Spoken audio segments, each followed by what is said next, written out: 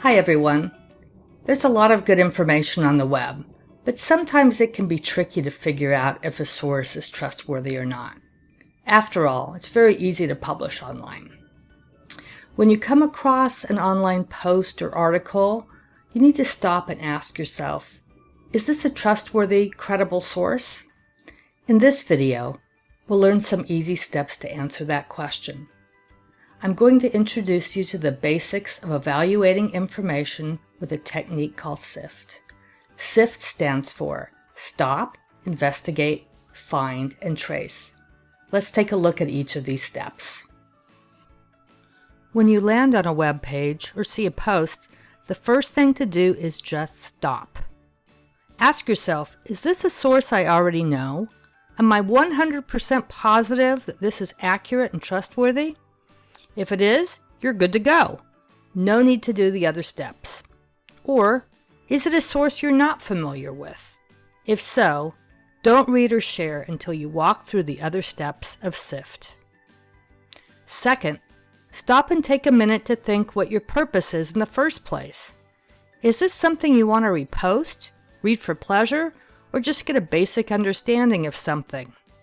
If that's the case, it's probably enough to just find out if the source has a good reputation. However, if you're writing a research paper and an article looks like great material for your topic, you might want to dig deeper and verify all its claims. Both kinds of evaluation are good. It just depends on your purpose.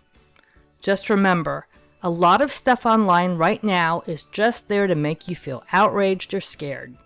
So stop and check your emotions before getting too upset and sharing with your friends. Now let's move on to the second step, which is investigate the source.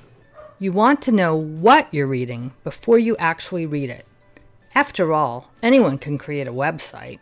Well, maybe not your dog. For example, you want to know more about who created the site. Is it a company, university, government agency, or an individual? Try Googling and see what others say about the source. Do they seem trustworthy? What's their reputation? Also, why did they create the site in the first place? Scan the site. Are they selling a product or trying to sway your opinion? Or does it look like they just want to provide factual information on a topic? Now, go back to the article and see if an author is listed. Google the author's name and see if you can find out more about them. Are they a prize-winning writer or someone with an advanced degree related to the topic? Also, what's the author's expertise and motivation for writing the piece? They don't always have to be a top expert, but know a little bit about the author before reading the article. This will help you understand its importance and credibility. And now, on to the third step. Find trusted coverage. Sometimes you're not even interested in the source. It's the claim they're making that you want to investigate. Is it true or false? Is this something that most people agree on, or is it a controversial topic? In this case, you need to go out and find the best source or scan several good ones to see what the experts are saying. You can see if there's diverse views on the topic to get a better perspective. By digging a little deeper, you can learn more about the context and history of the claim so you're better able to evaluate it. And now to our final step. Trace claims, quotes, and media back to the original context.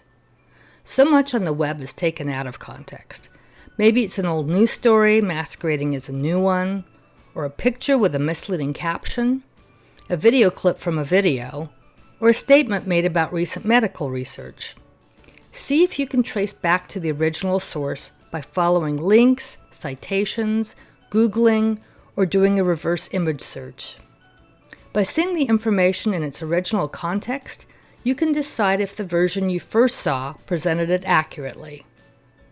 That's it. You've completed your SIFT test.